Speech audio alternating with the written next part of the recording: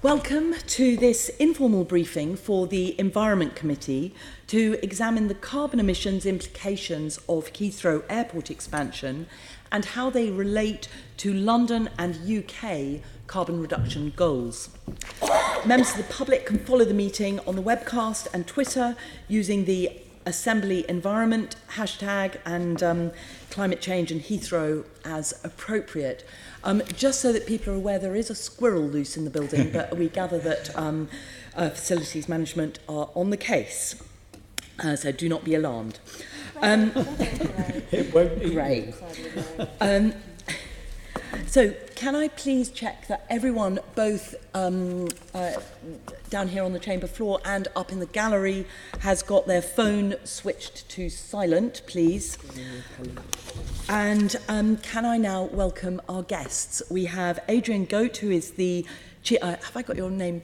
Gault. Gault, sorry. Gault. Adrian Yeah. Gault, Chief Economist, Government Committee on Climate Change.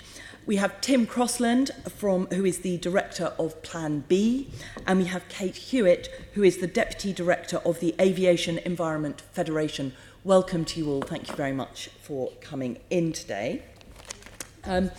So I'd like to start off with a question for Adrian, or at least starting with Adrian, on what are the UK commitments and goals for greenhouse gas reduction, and how does the aviation sector fit into these? Okay, thank you. Just to say that you introduced me, or as coming from the Government Committee on Climate Change. Of course, we're an independent body. We're advisors to government and Parliament, but not a part of the government. So where does aviation sit? I mean, firstly, the emissions targets that we have are for an 80% reduction in emissions in 2050 as against 1990. And that's across all sectors of the economy, so that would include a UK share of international aviation and emissions. And then the carbon budgets, which are set on five-year five-year periods towards that, are legislated currently out to the fifth carbon budget, which covers 2028 to 2032. Now, those carbon budgets do not include UK emissions from international aviation and international shipping, but they are set taking account. We've always recommended those budgets taking account of an amount from international aviation. So we're on track towards an 80% reduction, including international aviation, but the budget itself does not cover international aviation. But it's set on the basis of moving towards a planning assumption for international aviation, which is emissions in 2050 of 37.5 million tonnes of CO2. And that is the same as 2005 emissions. So, sorry, is that clear? Yes, and that is also presumably based on assumptions about carbon trading and biofuel use to get to meet the targets? So for us, that 37.5 million tonnes planning assumption is a kind of gross emissions UK share of international aviation, not after trading. It's a gross figure. Now, in terms of how that would be achieved, unconstrained demand growth would likely lead to much higher emissions than that 37.5. We can expect to see efficiency improvements and ATM, air traffic management improvements that would bring emissions down below a baseline projection. We can then assume there will be some use of biofuels within aviation. And when we allow for those changes over time, for the committee, that means we have estimated that planning assumption would allow 60% growth in aviation demand, consistent still with meeting that planning assumption on emissions. Okay, thank you. Can I ask Tim and Cait if you would like to just come in just on the broad question about the UK commitments and goals for greenhouse gas reduction and how the aviation sector fits into those? Yes, thank you, Caroline. I think if there is a silver lining to Monday's report from the IPCC, which made clear the appalling consequences for humanity of crossing the 1.5 degree threshold, it's that it makes it much easier for policymakers to see the wood for the trees. This is often the difficulty with climate change. Once one gets away from the big picture to the local, we get into numbers and technicality, which could make it hard to see the wood for the trees. That report now gives all of us a very clear choice. We have option one, which is to ensure that the UK and London makes a fair contribution to avoiding those catastrophic outcomes. And we have option two, which is to expand UK and London aviation. The science is unequivocal. Those two options are mutually exclusive. We cannot have both. It's one or the other. So that is the high-level message I would wish to start on. Thank you. And Cait?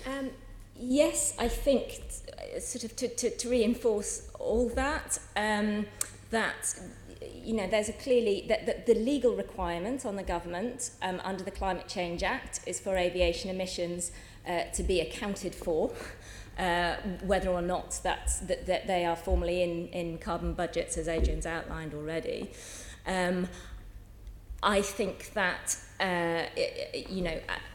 we can get stuck on sort of the legalities of that and what sort of legal obligation that places on the government with regard to aviation. But very clearly, as soon as you look in a global perspective, you can't leave aviation out of the picture just because it's challenging or just because it looks international by nature. And if we're going to, we're talking at a point in time, obviously immediately before that we're expecting the CCC to be asked by government to look again at the long-term targets for the Climate Change Act. We certainly assume that would involve looking again at the recommendation on aviation emissions, and our assumption is that that recommendation will probably only go one way because meeting requirements of the Paris Agreement are going to be significantly more demanding than those of the Climate Change Act, which is based on limiting the risk of exceeding 2 degrees. So I think that at the moment as it stands, we have the advice from the CCC on the planning assumption for aviation of 37.5 million tonnes under the Climate Change Act. We obviously have to work on that advice at the moment, but I think it's worth, perhaps throughout this discussion this morning, us all being mindful of the fact that it's very likely that that's going to become more challenging in the future.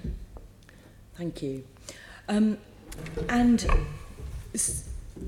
so do you have a sense of what it would mean for other sectors if aviation is allowed to remain sort of at double the 1990 emissions levels? I mean, if Heathrow expands, then what does that mean for other sectors if we're sticking to the targets, even the government's current targets? Shall I take that to start with? At least if we're sticking with the current planning assumption, so as you say, that would mean that it would allow aviation emissions to be double what they were in 1990. The implication for other sectors of the economy is that they would have to reduce emissions by 85% to meet the overall 80% reduction. The implication for CO2 is that CO2 emissions from other sectors would have to come down by about 90%. So that's basically the energy sectors would have to come down by 90%. So that's the stark difference between treatment of the sectors. And these just their numbers, their percentages. Can you give a sort of practical example? Something that actually illustrates that in terms of what it means in terms of Londoners' lives. Well, what it means is, in effect, virtually completely decarbonising the transport sector, or decarbonising the use of heat for buildings. So it means moving towards electric vehicles, so that they are substantially 100% of the vehicle stock in 2050. Although there's still carbon in the sort of embodied carbon in the production of those vehicles. Well, it means... I mean, if you're talking about decarbonising transport, are we even able to have electric vehicles? Yes, I mean, yes. It means going a long way in terms of electricity sector. It means virtually decarbonising the production of electricity, so renewables or nuclear for electricity. It means probably lightweighting of the vehicle stock. So there may be some remaining emissions from industry, but it means going further in terms of improving efficiency and looking at things like lightweighting. It means moving away from the use of gas for central heating, or I should say the use of natural gas for central heating. It means moving towards electric heat pumps or hybrid heat pumps, potentially hydrogen as an option. But this is substantial change in all sectors of the economy. Thank you. Cait. Just very briefly to add to that. So I think there were sort of two parts to your question in one way, which is what are the implications for other sectors of aviation having a more generous allowance than others, and that's the topic that Adrian's spoken to. But you also asked about the implications of Heathrow expansion for other sectors, and it's worth saying at this point that all the projections from the Airports Commission and from the government itself suggest that the planning assumption will not be met if Heathrow expands. So we don't know what the implications would be for other sectors, but that the latest figure from the government is that if Heathrow expands, aviation emissions by 2050 will not be 37.5 million tonnes, but will be about 40 million tonnes. So you're ratcheting up again the pressure on other sectors to decarbonise even more quickly. Even more quickly. Tim, do you want to come in on this? Just two very quick points. The Committee on Climate Change, wrote a letter to the Secretary of State for Transport following his statement to Parliament in June, expressing their surprise that he hadn't explained to Parliament the implications for the UK's climate change targets, and also in that letter making it quite clear that the proposal would place a very great strain on all other sectors of the economy, even with the current 2050 target, which is based on the discredited limit of 2 degrees. So just really as a matter of common sense, it must follow from that an increased target, the increased target we're expecting, would pose an intolerable strain on all other sectors of the economy. And then there's one other high-level point coming out of the IPCC report, which says that for something like a 50% chance of avoiding 1.5 degrees, the whole world must be carbon neutral, net zero by 2050. So if we think about that and think about 37 million tonnes of carbon just coming from UK aviation by 2050, which is the planning assumption, you quickly see the tension between the proposal and where the world has to get to avoid disaster. And before I bring Leonie in, I just want to bring in Sean. You indicated... Very short question. You talked about the strain on other sectors to pick up the slack in aviation. Is there any modelling, any indication around what those sectors will achieve in their own right, regardless of what happens with aviation, you know, from generating heat or from a reduction in carbon from changes to cars? Is there modelling on that? Absolutely. We've published modelling work on the implications of the 80% target and the implications of the carbon budgets for the different sectors of the economy. So in terms of what they would need to achieve to meet the carbon budgets and the 2050 target. And as I say, that does largely mean very near complete decarbonisation of the transport sector and of heat for buildings. It also means reductions from agriculture. It means substantial reductions within industry from improvements in energy efficiency. In our scenarios, it means carbon capture and storage needs to come in. So for some parts of industry, for example, where you can't reduce process emissions, we need to capture those emissions and look to storage. So we have those kinds of scenarios that are consistent with getting to 80%, and they need to push very hard in some sectors. There is the added point then that if the government were to be moving towards a tighter 2050 target and moving towards net zero, which is also within the Paris Agreement, then more will be required overall than those scenarios that for the current legal obligations. And in your analysis, do you look at the impact on employment and also just the sheer cost of delivering these things? We look at the cost, and our estimates of the cost for the 80% reduction are less than 1% of GDP cost to achieve that. You have to place that against what's the costs, the damage costs of climate change, which are substantially higher. So that's our estimate of the cost. Since we did that work, there are reasons to think that the costs of achieving that 80% reduction may be less than we previously estimated, because we've seen substantial reductions in the costs of renewables, for example. In terms of employment, then there will be a shift away from some sectors, some parts of industries, towards other sectors. But we have looked at the potential green growth opportunities for employment, and those are also substantial as we go forward. Okay, thank you.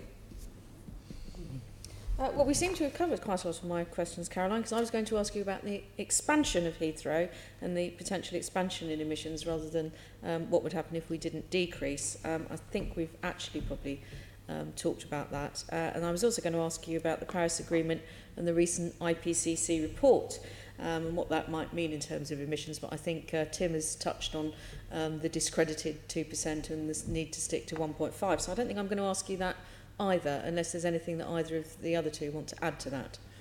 Can I just add one point, which is that whereas in some sectors we can look at the potential to reduce emissions, and we can see that there are ways to get to zero emissions or near zero emissions from those sectors. For aviation, we don't have the technical options to get to zero emissions from aviation. So there are things that we can do in terms of improving efficiency. There's potential for some use of bioenergy, but there will be residual emissions from aviation. So to the extent that those emissions exist in 2050 or beyond, then if we're getting to net zero, those emissions have to be offset by negative emissions, by greenhouse gas removal somewhere else in the economy. So, that's a huge issue, and how we do that has got to be, or the potential to do that will be part of the work that we will be doing over the next few months once we get the request from government. If we got the emissions from Heathrow back to 2005 levels, and it was emitting at 2005 levels, would we be able to then meet our net zero carbon target? The way we've looked at it, it is not about the emissions from Heathrow. It's more that there is a planning assumption for aviation overall of 37.5, and Heathrow is a part of that. So if there are more emissions from Heathrow within that planning assumption, then that would suggest that emissions from other parts of aviation would be constrained to meet 37.5. Now, whether you can have 37.5 and still get to net zero, I think we have not done the work on that. Okay. But there is clearly a question about whether that planning assumption, which has been produced in a world where we're aiming for the 80% reduction, there's a question clearly about whether that would change in a world where the 2050 target might tighten, or we're getting towards net zero. It can only go in one direction, would be my view. So if you had complete control over the government's planning in this area, what would you like to see in terms of the government's plans for carbon reduction? Obviously they might need to revise the national policy statement and so on and so forth. But what would you like to see as the overall plan from the government in terms of meeting that net zero? Well, at the moment, what I want to see is plans for how aviation can achieve the 37.5 planning assumption. That's the first point. And that will clearly need some demand restraint. So what would be the policies that would be in place to reduce aviation demands from the business as usual trajectory? Beyond that, for example, we just heard this morning that finally someone has produced a report saying, actually maybe we need to start treating meat as a luxury and not eat it every day.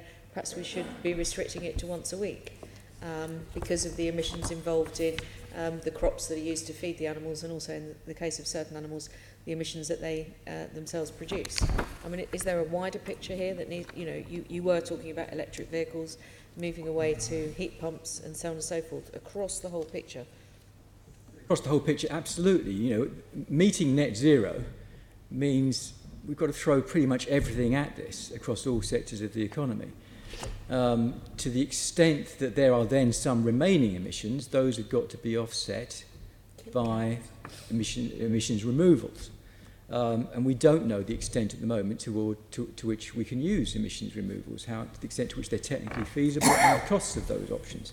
So we are talking about huge changes across the whole of the economy to achieve net zero, and aviation has to be a part of that. Every tonne that is left from aviation will have to be offset somewhere else. Tim, I think you were indicating. Just on this point, thank you. We often hear about the political problem. Of course, thankfully, we live in a democracy, and it's generally true. People don't like being told to do less of the things they like to do. So what we'd really like to see is some leadership from the government on this issue, and some recognition that we cannot pursue business as usual, that there is a contradiction between what the science is telling us we must do to avoid catastrophic climate change and aiming to increase aviation and other sectors of the economy, and we must confront that directly and honestly. And it's my belief, and that of many others, that if people really understood that and understood the implications for themselves and their children, then democracy would take care of itself. They would vote for their children to have a future. Do you want to come in as well, Cait? Yeah, I think specifically on Heathrow, I think above all, what we as an organisation would like to see is for the government to stop pretending that it knows how Heathrow expansion, and has demonstrated how Heathrow expansion is compatible with the Climate Change Act, because it absolutely has not. As we sit here today, the government has no aviation climate change policy, and our view is that the decision on Heathrow expansion was probably pushed forward quite deliberately before the government got round to writing a climate change policy for aviation. That will come in draft form, we hope, by the end of the year. I think specifically on in terms of... Can I just ask you then, you think they've pushed forward the decision on Heathrow before coming out with that climate change policy in relation to aviation, because it just will... Any kind of expansion at Heathrow is not going to be compatible with this statement that is now going to be a subsequent statement. Correct. So you can make it look compatible in the modelling, and you do that by assuming, somehow you have very high carbon costs, somehow you do something to dissuade people from flying so much from every other airport in the UK, somehow aviation gets access to much more sustainable biofuel than anyone's actually, suggesting is realistic at the moment. Something will happen to improve the sort of technological options for aviation, so that and you can tweak things in the numbers to make it all fit, but in reality we've never had any policy plan from the government about how this stuff might be delivered, let's hope that we see one by the end of this year in the aviation strategy, but we're not enormously confident. I mean, I think in terms of the sort of how this decision has been taken, the fact that aviation is outside of carbon budgets perhaps makes the government feel it has some wriggle room on this, that they don't need to give as much attention to looking at aviation in the wider picture, and we could decide, as they've always said, we could decide to leave aviation out of the UK's long-term target. Maybe we'd be allowed to do that legally. There's always this threat in the background almost, because it's difficult. So it's not in carbon targets. And then if you look at the sort of wording of the NPS itself, there are no meaningful climate change conditions attached to Heathrow expansion. The NPS requires Heathrow itself to have responsibility for taking care of the climate change impacts of the third runway through things like the use of low carbon building materials, or low carbon vehicles on site, this kind of stuff. That's the sort of scale of expectation from Heathrow on this issue. The 97% or 98% of emissions that are going to be associated with the flights as opposed to the airport infrastructure, there are no conditions attached to that.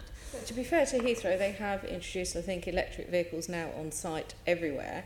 But as you rightly point out, there are slightly more emissions associated with the aeroplanes coming in and out of Heathrow Correct. than the few vehicles scudding about on the ground. Correct. The other thing that's been an absolute bugbear for me, and I think for a lot of Londoners, is that Heathrow is incredibly difficult to get to by public transport or any kind of low-carbon form of surface transport, or indeed actually the underground. So most people from London tend to either get taxis to Heathrow or drive there and use car parks.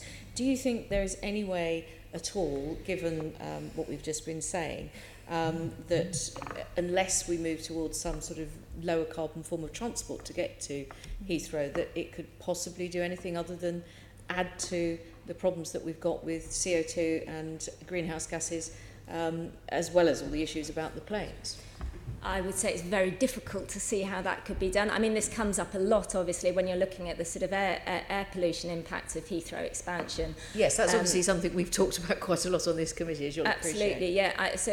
Heathrow says that it can deliver expansion without any increase in road vehicles. I think it's fair to say we have not seen a fully worked up plan for delivering that ambition, and it is not one that the government seems to be planning to hold them to. It's not written into the NPS. So can I just ask all of you, do you think it's feasible for Heathrow to increase passenger numbers if they do use a fully low carbon surface transportation system to and from the airport, and to comply overall with our need to reduce greenhouse gases?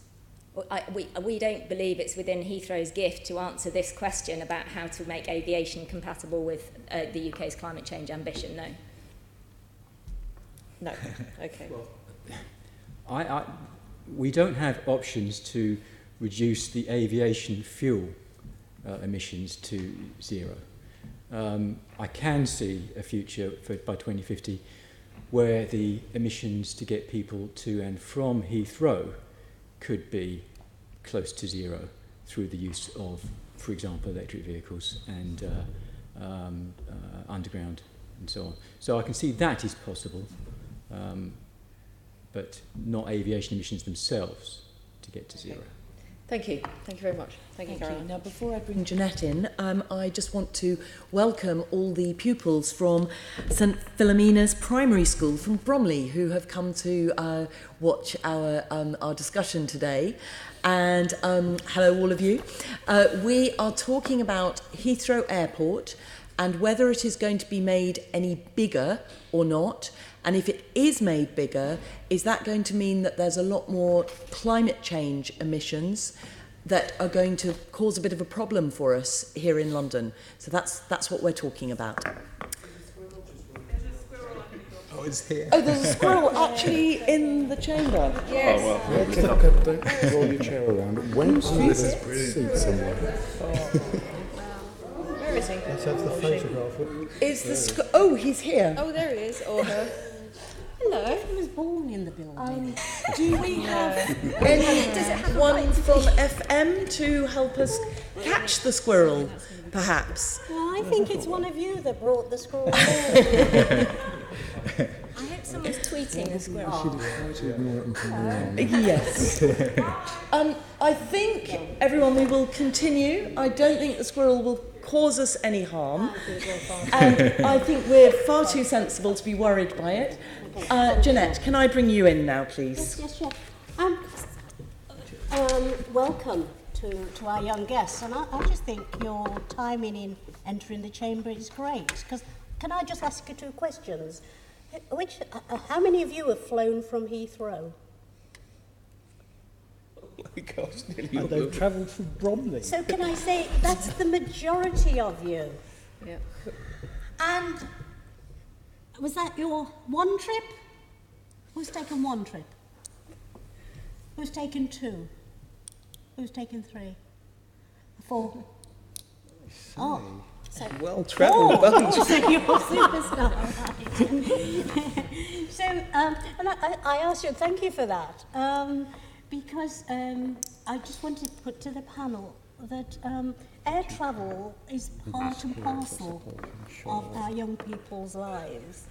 And there is just such a credibility gap opening in those who are campaigning, you know, for reduced aviation emissions versus, it seems to me, what the government and MPs are saying. And you're really, my constituents and young people, we're being asked to choose between either side. And I just want us to acknowledge that there is this credibility gap. So when you guys set up in forces against Heathrow or against government or what have you, that there's us as Londoners and people of the UK who we quite like flying. And we want, but we also want a world as an asthmatic where I can breathe, and I want a world where hopefully my granddaughter will be able to bring up children. And I think it's about them helping us to understand where we're going to go to. So for instance, Adrian, I'm confused because your the CCS says that, basically, paraphrase it, you're saying that it is possible for UK aviation to keep emissions within the 2005 levels, but at what cost? And is that reasonable? And how does that affect ordinary people's lives? What I'm saying is that it's possible to have growth in demand for aviation, so more passengers flying, and still keep within that 37.5 million tonnes CO2 planning assumption. So for that assumption, we would not be talking about less flying than now. We would be allowing for demand growth, which we can expect to see over time as incomes rise. So yes, definitely there are, obviously there are benefits from flying. Some people like to do that. There is leisure purposes, there are business purposes. So within that planning, current planning assumption, we're not saying we need to reduce demand on current levels, but demand can rise to the extent that efficiency of aircraft improves, or ATM traffic management improves, or we're able to use biofuels. Now, there may be some cost to some of those options, but if we're serious about climate change, then there are damage costs of climate change that we want to avoid. So we're not suggesting anything within that planning assumption that we think would be excess costs compared to the damage from climate change. And you also talked in one of your documents about, you made an assessment of technological trends and where within this time frame. Are the technological trends, changes, developments feasible within the time frame that we're talking? So, for instance, plane design, new technologies, and the rest. Is that within the 2030 envelope or the 2050 envelope? What we've done has been much more about what's possible within the 2050 envelope. Right. Now, in the work that we now need to do over the next few months, we need to look much further at the possibilities and the implications of the Paris Agreement in terms of whether we need to go further and faster and how that could be done. We have seen efficiency improvements in aviation of around 1% a year, and that's the kind of figure that we have going forward, continuing in our kind of central scenario of expectations for the aviation sector in the UK. We also allow in our projection for around 10% of aviation fuel by 2050 to come from biofuels. Right. So If those happen, that allows, within that planning assumption, some growth in demand to continue. Okay. And would we still need then to see the ticket levy, so that we would be expecting in the future this £330 per tonne related to CO2 and a proportion of that to each ticket? Currently, within our work, we use a planning assumption for a cost of carbon of around £200 a tonne of CO2 in 2050. That is a government figure for costs of carbon. 200, not 200. 320. We use £200 Right. in our work, Right. and that there is a question about, in policy terms, how that would pass through to customers. But we assume that, and that has an impact in reducing demand. There would have to be some other demand restraint in order to reduce demand to 60%, which is our assessment of what is possible to allow within the current planning assumption. So we would need further demand restraint than simply that £200 a tonne of CO2 figure. Okay, I'm sure other people will pick up the demand, but can I just ask briefly about the demand? If it's not about passenger demand, because you've already said that it is possible for there to be some growth, then what other demands would there be? What other demands would you be looking to reduce? What, within the aviation sector? Yeah. I mean, clearly there is a combination of both leisure traffic and business traffic. So there's both elements of that demand. My understanding is that a substantial part of the flight demand is leisure traffic, but there's a significant part which is also business.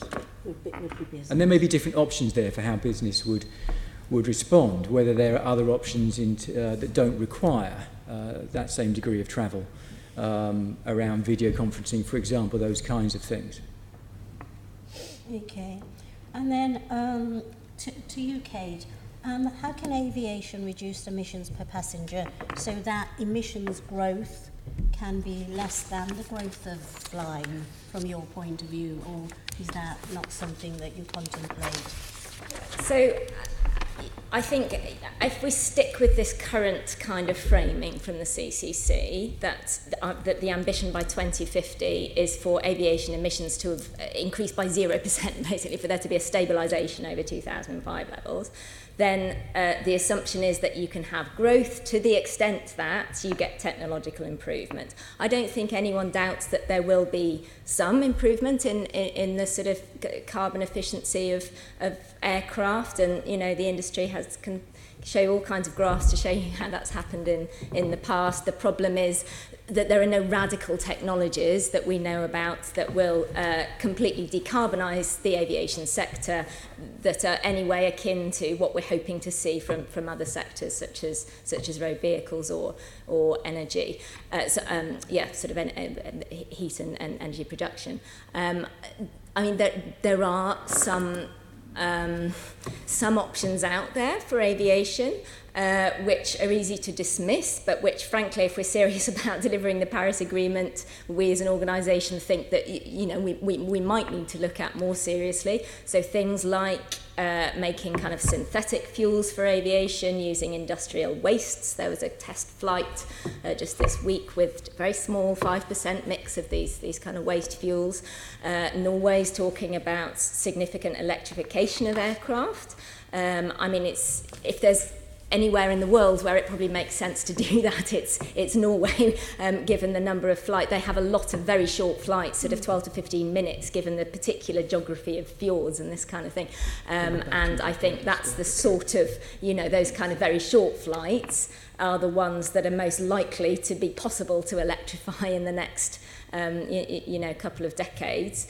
But we're certainly not there yet. So, that there are some options in terms of, more radical solutions for aviation, but it is certainly, I think, going to be one of the hardest sectors to tackle. Could I come back just very briefly on your sort of opening comments about the fact that I think, people like flying and they've got used to the idea of flying, and in particular have got used to the idea of very cheap flying. And I suspect that historically that can't continue. That if we are going to achieve even the Climate Change Act as it stands, we're going to have these kind of increased costs on kind of high carbon activities, so that flying will have to become more expensive in future. It's not to say we won't have any, but we might have to start thinking about it differently than perhaps the current generation does.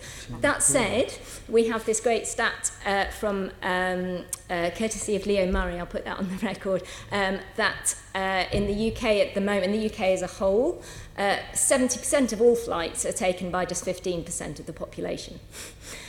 So I thought it was very interesting that even in this room, among children in this room, yes, there are some who've taken no flights from Heathrow, some might have taken one, and a small number will have taken four or more. But in terms of implications for the population as a whole, perhaps they're less dramatic than the implications for what is essentially a wealthy minority who are flying, not all, but largely a wealthy minority who are flying very regularly, and that's statistically the way things fall out. You told us so much about the young man who's travelled 4 times. I'm talking about national averages, obviously, not about any individuals in this room. And there can be many reasons why people fly regularly. I mean, within Europe at the moment, there's a more complicated picture. But nevertheless, it's always been the case that there's been this very strong correlation, and it holds in the UK, it holds in every country in the world, between frequency of flying and our kind of disposable incomes. Yes, and Tim, you want to come in? I had a question for you because it was related to, and I'll finish on this. Well, I wanted to come in on what... Oh, okay. Do you mind? Let Jeanette finish and then you come in. That it has always been, I've always seen it as something that a small minority do. I've never thought it was the majority activity. Majority activity is walking.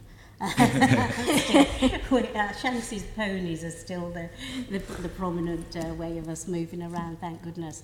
But it is all about the rich versus this argument, it seems to me, about getting the rich and the able to actually do something. When you started, Tim, about responsibilities about our world, and I just don't have the confidence that in stopping the Heathrow, that then is going to then stop another airport or another runway then being extended.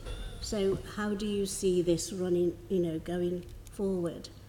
Well, I think that is always a difficult argument. People ask, well, if we don't, perhaps somebody else will. And that, of course, is the thought process that leads us all in a race to the bottom. I think what we can sometimes forget is how influential we are in London. This is one of the great cities of the world. Yeah. People look at what we do, and there is the potential to make an iconic statement.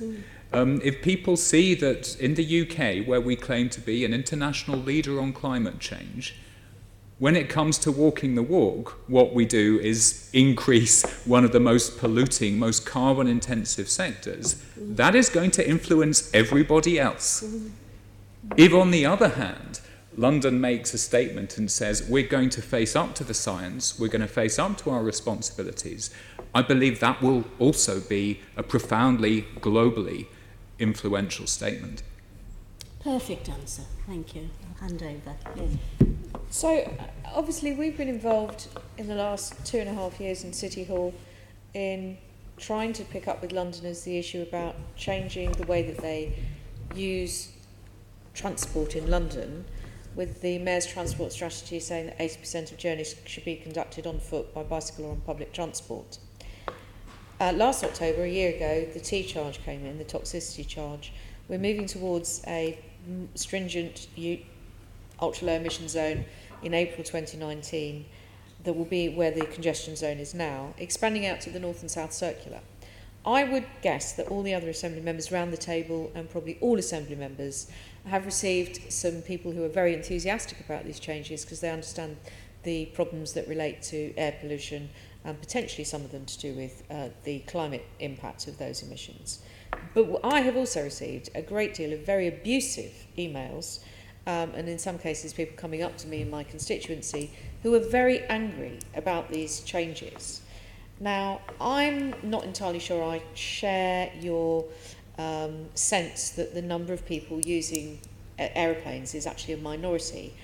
I actually think this might be a bigger change for more people because of the cheapness of flights. You know, people choose between going on a stag or hen party in Liverpool or Dublin very easily, or they decide that they're going to go to Prague or they go to Lithuania, and it costs them, you know, £20 each way or £25 each way. Other budget airlines are available. I won't mention any of them by name. We just did the show of hands with the children. Almost every single one of them had flown from Heathrow, possibly some of them going to visit family elsewhere. So it's not just about leisure and pleasure, it's sometimes about family contacts. How easy is it, how much measurement has been done of how many people really are, you know, flying, for a start off? Because I actually think the penetration into the population is that it's not a minority. How easy is it going to be to change the mindset on that? And I'm just using the context of trying to change the mindset of Londoners over what they do on transport as a comparator, because that is going to be blooming difficult. We're talking about the entire nation, if not the rest of the world. Have a go to start on who flies. One of the points you made there was price. And I mean, it's difficult for governments to predict what technology there may be in 20, 30 years' time. That's not really government's job. What governments and policymakers can do is aim to set the incentives in the right place and aim to nudge and encourage people to doing the thing that has least damaging consequences for everybody else, including those sections of society who don't fly and can't afford to fly. So it is really a perverse situation at the moment where people look at how they're going to get to Glasgow or Liverpool or Paris and might want to get the train because they prefer the train and they know the train is better for everybody else, and they find it's cheaper to get on a plane. That is a reflection of perverse government policy and failing to set the incentives in the right place. Maybe at a slightly sort of more cultural level, I think, as with many, many things, people don't like being told what to do. Of course, it's true, people like to fly. Lots of people still like to smoke.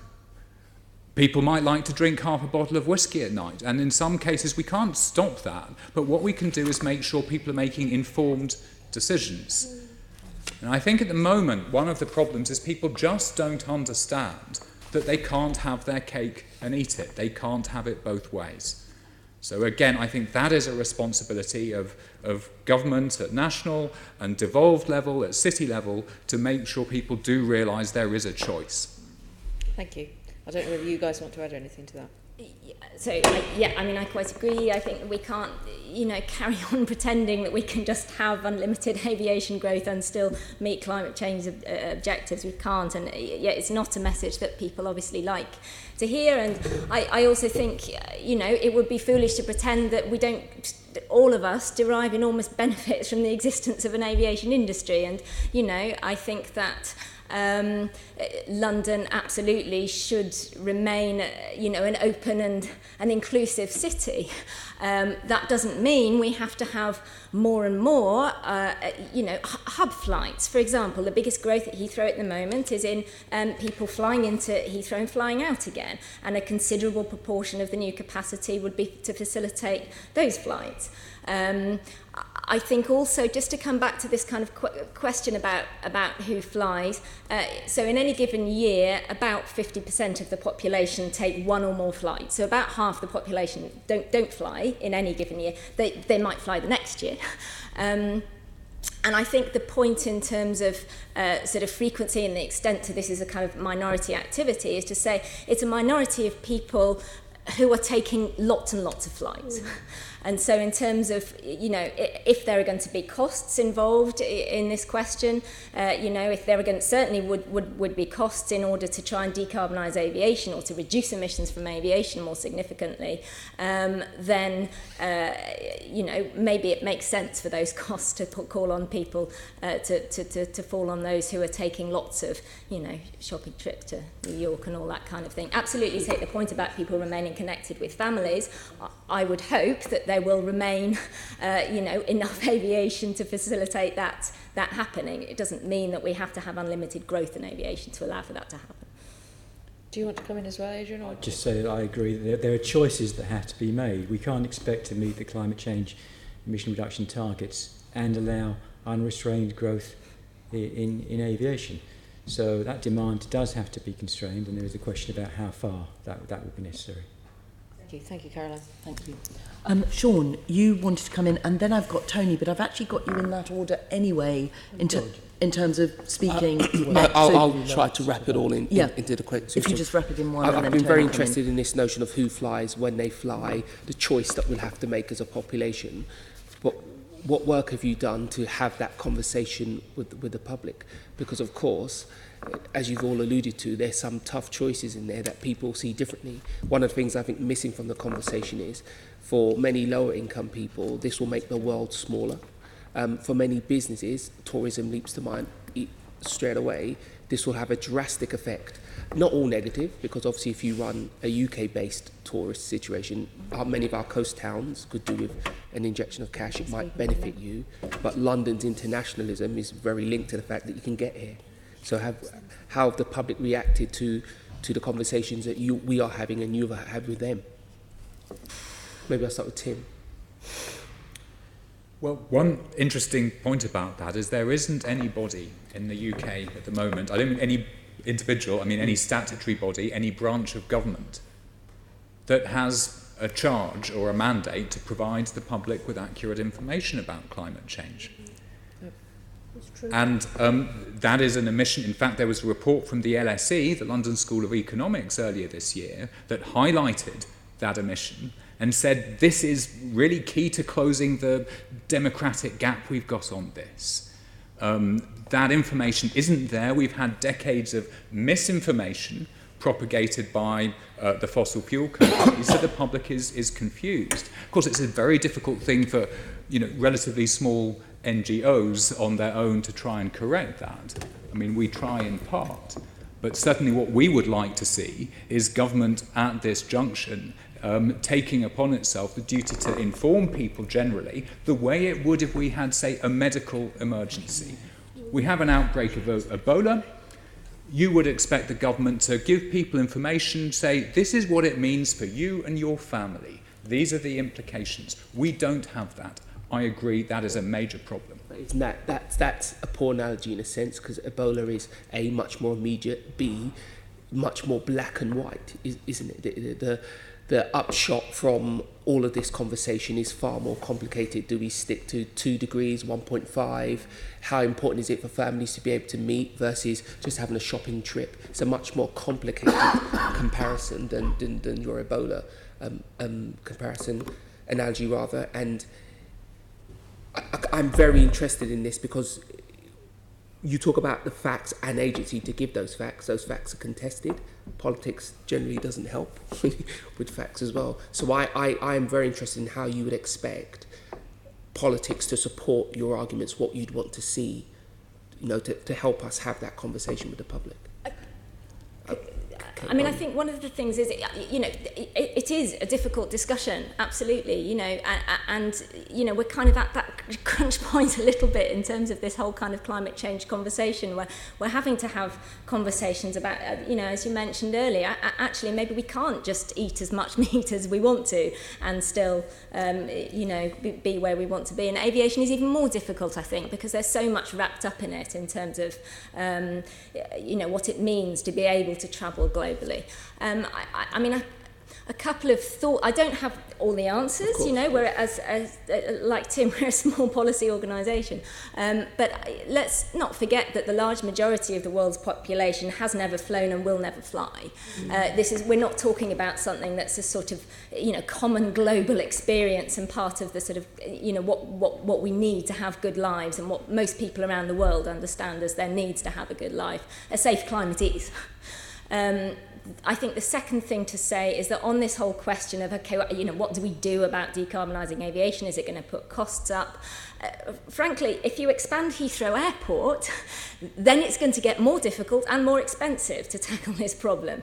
And in terms of this, you know, we talked earlier about some of these sort of modelled costs for carbon in future, and in my recollection, that £330 per tonne figure is what you would probably need carbon to cost if you're going to expand Heathrow and meet your climate change objectives. If you don't expand Heathrow, then it's not so expensive. So, you know, in terms of the whole range of options that government has open to it, yeah, increasing costs is not that attractive. Frankly, you know, making sensible decisions about airport capacity looks a bit more deliverable in our view than some of these kind of very high taxes that you might otherwise need to try and impose to discourage people from flying. And let me just go to the question here. Can reduction from other airports compensate for the increase in Heathrow? And if so, how could this happen? I just asked that as a question. I have a view on it, but is it possible? The modelling says yes, and this was absolutely the Airports Commission's argument. They say that it is theoretically possible to expand Heathrow Airport and still maintain national aviation emissions at 37.5 million tonnes. It's just that you would have to have less growth at every other airport in the UK than is currently forecast to take place. That's not a message that they went out of their way to communicate to those other airports. In terms of how you actually deliver that, very difficult. What do? You significantly increase the cost of flying to deter some of those flights. Maybe the government, you know, intervenes to tell airports that already have planning permissions to grow and expand that actually they can't do that because we're having the growth in London instead. Yeah, that's an interesting point. How do the other airports feel about it? And of course they'll kick back and say, well, we have our plans. Yeah, you would hope so. I mean, I think part of the difficulty is that at the moment, Heathrow's done quite a good job of trying to persuade every other airport in the country that maybe if they're lucky, they'll get an extra domestic connection into Heathrow if it expands. The reality is only a handful will, and the rest are likely to lose out on average. Okay, and just this last thing about technology helping decrease, but isn't jet technology, for instance, pretty mature now? You know, are we into the area of diminishing returns? We're doing more work on that at the moment to try and look at what the options are going forward. So we have seen improvement. I should have said this earlier, but since 2000 we've seen an improvement in fuel efficiency of around 20% in the aviation sector. There's a little over 1% a year, and we can envisage continuation at that kind of rate of 1% a year going forward. And the kinds of things that we will be looking at is continued improvement in conventional aircraft and engines. So there are new planes coming through which are around 15% more fuel efficient, and obviously it takes time for them to come into the fleet and for the fleet to turn over. There are new technologies around high aspect ratio wings and composite materials. So we can expect to see continued improvements. We don't expect to see a radical shift, and we're not expecting a move towards electrification, for example, until after 2050, and then that would be for short haul, not long haul. So as I come back to, we don't see that is entirely the answer. But there is scope for continued improvement going forward. Okay, thank you, Joseph. Thank you. Tony, can I bring you in? Before going to the questions which I've been tasked to ask you, like Sean, I'm very concerned about the levying of this carbon tax on passengers. Seems to me it's likely to be a tax on the poor rather than the rich. And we've just heard the argument that, in truth, a relatively small proportion of people fly. Well, you're going to ensure that an even smaller proportion fly if we were going to levy this tax on passengers. But can I ask whether or not you think that such a tax should be levied on freight? That goes to all of you.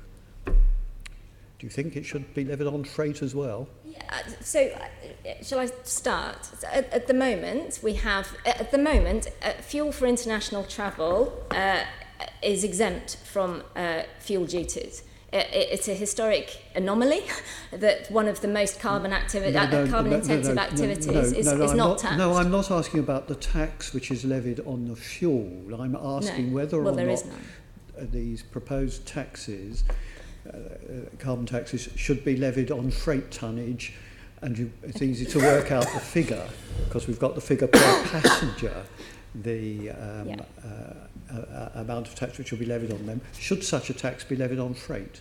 That's a simple question. Well, what we've been talking about has been about trying to introduce a cost of carbon into flying.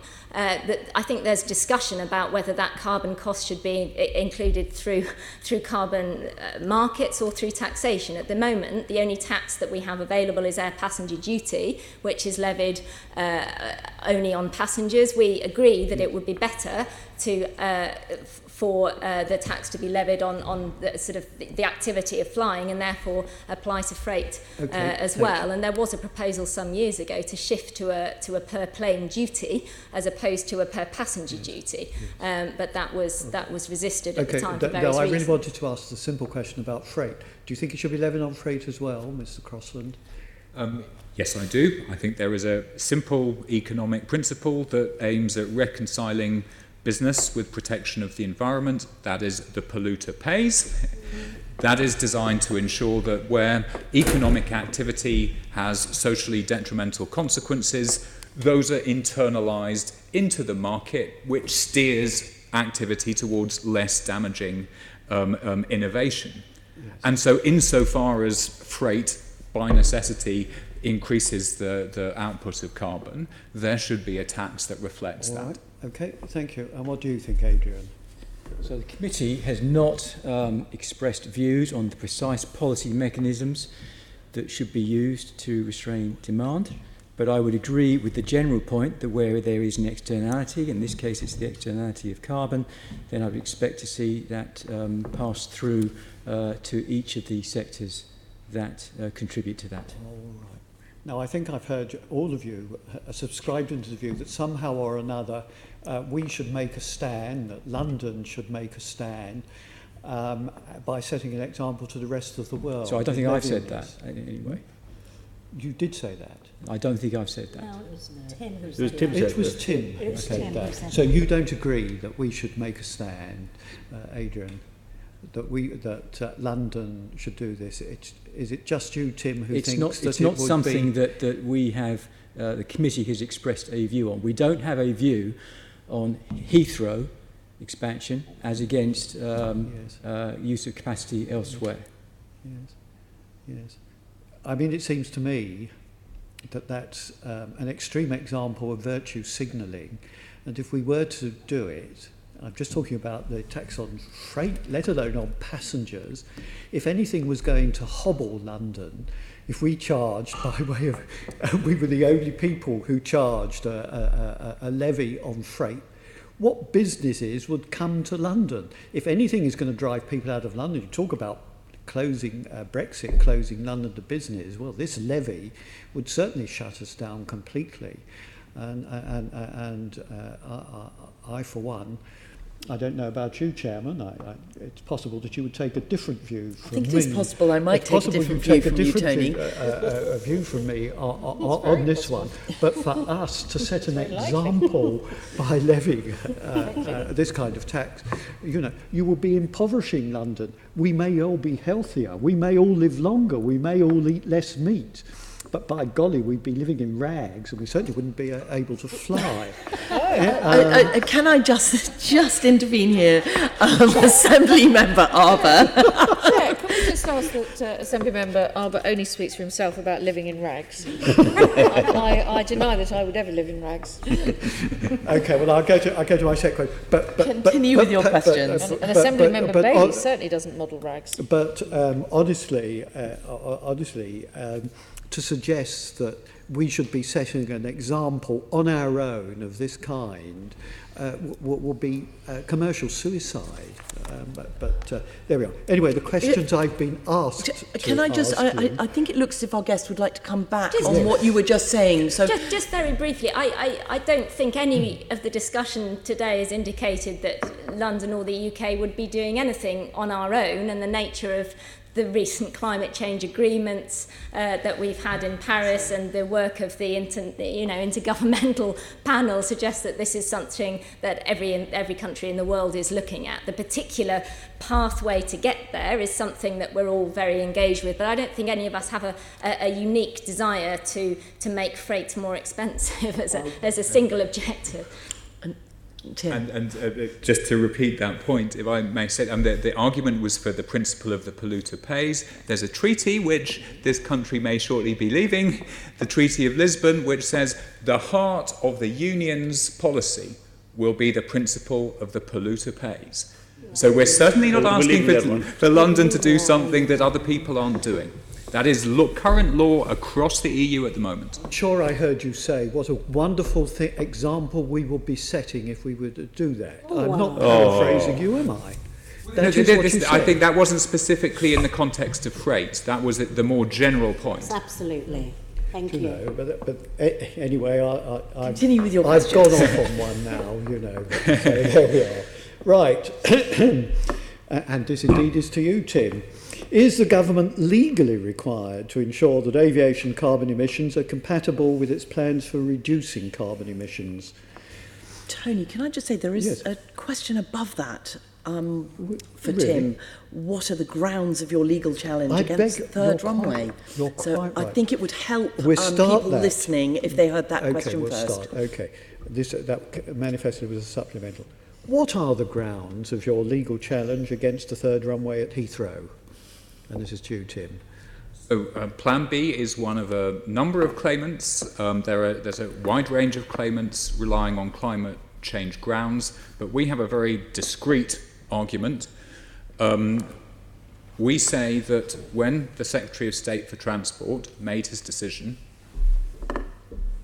he not only didn't give much weight to the Paris Agreement or the commitment that this government made in April to review its climate change targets in light of the Paris Agreement, he simply didn't mention them at all. And so we say that as a matter of law, if the Secretary of State, if the government turns a blind eye to considerations that are obviously material and relevant, that decision cannot be lawful. We're not talking about a situation where Mr. Grayling said, well, I've looked at the Paris Agreement and I've looked at the government's commitment to revising its climate targets, and for various reasons, I don't think they're going to impact on these proposals. That would have been a very difficult thing for him to say. So if one was taking a cynical point of view, one might say rather conveniently, he just overlooked them altogether. That is the heart of our legal argument. There's another dimension to the legal argument which is perhaps worth mentioning, which relates to the discriminatory impacts of climate change. It's widely accepted by international organisations that it tends to be the poor, the vulnerable in society who are least able to cope with the impacts of climate change. They can't simply move if their house becomes subject to repeated flooding. They're trapped where they are. The government conducted an equality assessment. It looked at things like air pollution. It completely ignored the discriminatory impacts of climate change. So that is another ground of our legal claim. I ought to know this. What currently is the status of your case against the government on this? I mean, you set it out, and do forgive me, Chairman. I should know this because I think that you weren't one of the parties for which the judgment has recently been given to say that the appeal can go forward. So where are you on this? We were, in fact, one of the You parties. were The indeed. judgment applied So to you were indeed all one of of the us. parties. Yes. Thank you. So we have a full hearing in March Yes. of next year. Well, thank you for that. And it may be that, therefore, this will make the supplementary questions redundant, because manifestly the court does believe that the government is required to ensure that aviation carbon emissions are compatible with its plans for reducing carbon emissions. Is that right?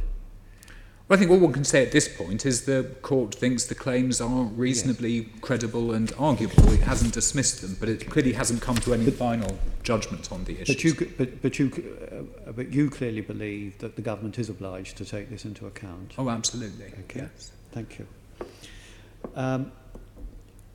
Because the matter has now is now going to be subject to a full hearing, what are the implications of that, do you think, for Heathrow expansion, irrespective of what the decision may be?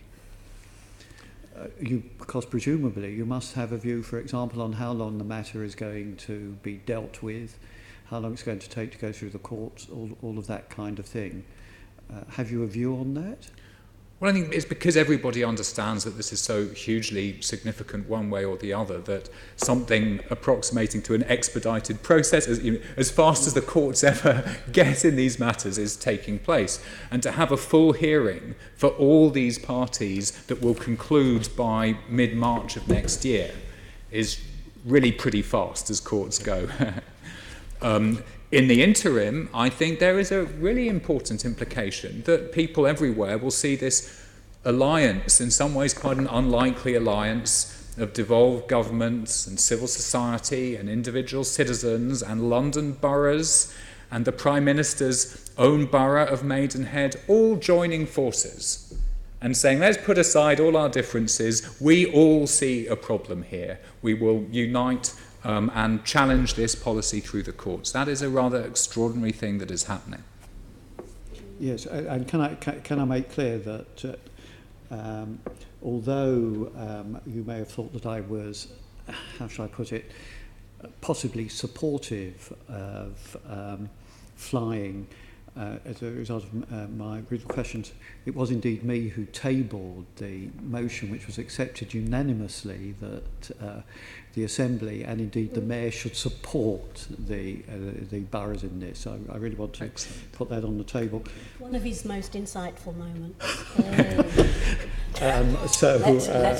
Arbor continue. So that's my personal position in relation to the expansion of Heathrow. And my worry is that your proposals that we heard earlier might well mean the closure of Heathrow as it exists, which is not something that I would want to see. Am I doing 4B? 4B is being done by ONCA. Have I covered it therefore? I think we can let you move on, so we'll take ONCA. Thank you. Cait, let me just put this question to you. What role do greenhouse emissions play in your reasoning for opposing the third runway, and the way you campaign against it? How important are the greenhouse emissions to your case? So as an organisation, we are concerned about all the significant environmental effects of aviation, and we've done work and given evidence to all kinds of bodies on noise and on air pollution, as well as on climate change. I mean, you know, in a way, Heathrow itself shouldn't be the answer either way to whether or not we as the UK tackle the aviation climate change problem. It's just that it's such a big airport. I mean, about half of the entire, emissions from the UK aviation sector already come from Heathrow. If you're going to have another runway, that's 50% more flights. And I think one of our concerns is that taking that decision now feels like, locking in those emissions, possibly for decades to come. I mean, the economic case for Heathrow expansion assumes it goes out for 60 years, 2085. I don't think any of us here have an idea about what the world will feel and look like then, but if we're really talking about, net zero emissions around 2050, it's very difficult to see how, how the economic case can kind of stack up in that context. So I think, that's really why we're worried that taking a decision to expand Heathrow before we've considered what role aviation should really have and should play in this whole kind of climate change mitigation challenge was a mistake and shouldn't proceed. Okay, I mean, leaving Heathrow aside, you've heard about the case that people like to enjoy travelling. Business says they need more business routes outside. Do you think there should be any expansion of air capacity in this country at all? Just on the business question, actually, there's a statement from the Department for Transport that business travel by air appears to be in long-term decline. There hasn't been a growth in business travel from Heathrow or from any of the major London airports over the past decade or so. And even in terms of business travellers into the UK, again, there isn't evidence that there's a significant growing demand for the business travellers who are terminating in the UK. The growth is coming from people using Heathrow as a hub. And I think this whole question about Heathrow expansion has been unfortunately focused around this whole idea about our kind of hub status and Heathrow providing the UK with a hub status, and that was very much the kind of brief given to the Airports Commission way back when they started their work. Yes, I mean, people need to connect and businesses need to connect, but actually already, as I say, we're seeing evidence that businesses appear to be finding other ways to do that. I wasn't just talking grow business in terms of business travel. I was looking at business in terms of freight also. Yeah, okay, yeah, and freight will travel around the world. I mean, I think that there are statistics about the sort of value of freight that goes in and out of Heathrow being very high. That doesn't mean there's an enormous quantity of it. It's stuff in general that just goes into the belly hold of aircraft. I haven't seen any evidence that there is demand for further air freight that's not being met by the capacity that we have at the moment. Okay, so as we leave European Union, and we need to expand business with other countries, what is the alternative to increasing your capacity if we're going to do that? If Europe is no longer our biggest market, right? We're leaving the country. It's a very big question that's well above my pay grade to answer, I think, except to say, I suppose, that we shouldn't assume that providing more and more aviation capacity creates new trade connections. It's not necessarily the case. There's a correlation between the two. If two nations start trading with each other, you get more flights. But I think it would be a mistake to think that we can, as a nation, develop our trade connections just by growing our aviation capacity. But I'm not sure I can comment beyond that on kind of the development of the UK economy. Well, you wanted to come in, Tim? Just very briefly, I think there is a huge opportunity here. If one looks at the fossil fuel economy as the past, and there's general recognition we must move away from it, there is a first mover advantage for those countries that see we're going through this great transition and seize the moment and don't cede that opportunity to other countries and stay locked in the past that is going to be and will have to be consigned to history. So the vision for post-Brexit UK is to get one step ahead and be quicker than others to grasp the transition. Okay, and what can the Mayor do to make carbon emissions a part of the challenge to Heathrow expansion? Is there anything more he can do? I think in general, as we've touched on a little bit today, that there are lots of kind of co-benefits in terms of reducing transport emissions and public health, obviously air pollution. What do Londoners need? We need clean air, we need a good night's sleep, we need a safe climate. All of these things are potentially at odds with sort of aviation expansion. I think that we welcome as an organisation the Mayor's participation in the legal challenge. We hope that in speaking about that the Mayor will make reference to climate change impacts as well as the local impacts. As I've said, there is a government policy we're expecting out in draft by the end of this year on aviation and climate change. Maybe the Mayor could make a statement that he hopes that policy will be ambitious and effective. We are worried at the moment that it's going to rely heavily on offsetting, and it's going to be light on any kind of policy detail in terms of how to get to grips with this question. Is there anything more than the Mayor can do, or other cities around England can do, to make people realise the implications and the costs to the environment and upon the health of air travel? Do you think there's more we can do? Why isn't the average person on the street realising, look, this is the impact of my air travel on us? What more can we do for them to realise those impacts? I hope we can avoid that trap of people thinking there is a dichotomy between economic growth and protection of the environment. And we only need to look at some of the things that our leading economists have said in recent years. Mark Carney, Governor of the Bank of England, addressing Lloyd's a couple of years ago, described climate change as the tragedy of the horizon. The insurance... is that the squirrel? I'm afraid that was a squirrel. He was shocked by your comment. It is the squirrel. He's back again. It's going to give you nightmares. We did arrange for the squirrel especially just to make sure that we focus on climate change and squirrels. Sorry. He was talking to the insurance industry. The insurance industry explains how property already in this country, in parts of Carlisle, parts of Manchester, is becoming uninsurable due to flood risk. And when that happens, property prices collapse. That is a disaster for the economy. That is why the Governor of the Bank of England highlighted the risks. Professor Stern, previously the Chief Economic Advisor to the World Bank, what he said recently is, we need to make a decision whether we play Russian roulette with 2 bullets or 1. This is our leading economic advisors. So I think if people understand that, if they understand that these two things are actually supportive, we've got to transition fast to have an economic future. I think people will change, and we'll bring them with us.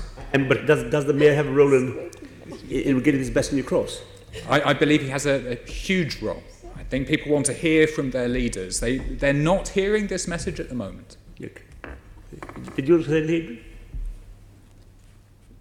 Yeah, I mean, I think that meeting the kinds of targets of the Paris Agreement means that there's got to be actions from everyone in terms of government, business, individuals in their decisions, and that will require a big debate about what are the appropriate actions.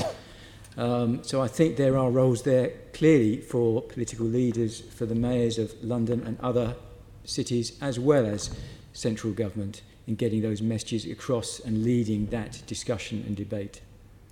Thank you. Thank you. Okay, I've got Sean, who may be a little distracted by the squirrel, but you did say that you wanted to come in. Just a small question about the notion of hub airports. Does modern technology mean that hub airports are becoming less of an issue, less used? You have flights now, engines, planes, that can make longer direct flights. So are we moving away from the hub model, or is that being modelled into the future, and it's the model we'll be using for the foreseeable future? I don't know the answer. I think if you had Birmingham Airport here, they would have a clear view on that. Certainly it's possible, as you say, for there to be very long-haul travel between different nations. I mean, quite how, in this sort of climate-constrained future this industry is going to develop, whether we're going to end up with a few individual global hubs that help with global connectivity as opposed to, just more aviation growth everywhere. Remains to be seen, but we don't take a view on the particular business sort of models of Heathrow. I'd just say, because the business model is important, because that dictates the amount of flights a given plane makes, an aircraft operator makes, and I wonder, does that strengthen your argument strengthen Heathrow's argument one way or the other? Because if we're talking about expanding Heathrow, because it's an important hub airport, who is that extra capacity important to? Because obviously we take the blight, as it were, but we are helping people who are 10 and 15,000 miles away, Correct. and that has to be factored into any argument we have. Yes, and I certainly think that as I've suggested, that the government's sort of commitment to the principle of Heathrow expansion has more to do with this hub status idea than any actual analysis of the sort of economic benefits or otherwise for the majority of the UK population of this expansion. That's not for me, Chair. Thank you. And Jeanette, you said you No, wanted it's to a come quick in one with back one to more. it's a quick one back to Tim. And Tim, you heard Tony talked about his actions, which I certainly supported as a chair of this assembly when he moved the motion, which was passed by the majority. Unanimously. Unanimously. Excellent. So you're speaking to the converted, in a way. But then you keep saying that politicians have to step up, and you've already got the mayor on board because the mayor's part of the. So, how did you sort of lose the MPs that voted for the extension? Well, I think this is where the CCC's, the committee's letter to Mr. Grayling, the Secretary of State for Transport, is very relevant.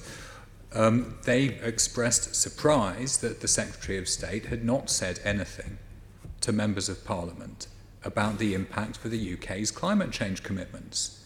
Now, most MPs live extremely busy lives. They've got their constituents to consider, and then they can't. Don't excuse them. But I would imagine if I were an MP, I would find it very useful to have somebody who had considered this matter in detail, supported by expert committees, explain to me what the implications were for the UK's climate change targets in the Paris Agreement. The Secretary of State didn't do that. So I think those MPs were entitled to assume there was no particular risk to the UK government's targets. They were misinformed by the Secretary of State, and that's your case. That is indeed a large part of our case. Even worse, not informed. Well, Simply not informed. All the very best with the case. Thank you. Jeanette, you're done. Yes, you're done. And I'm leaving. Would any of our guests is there anything else that you feel that you wish you'd said at any earlier point in the conversation this morning? Is there any final nugget that you would like to leave the committee here to consider?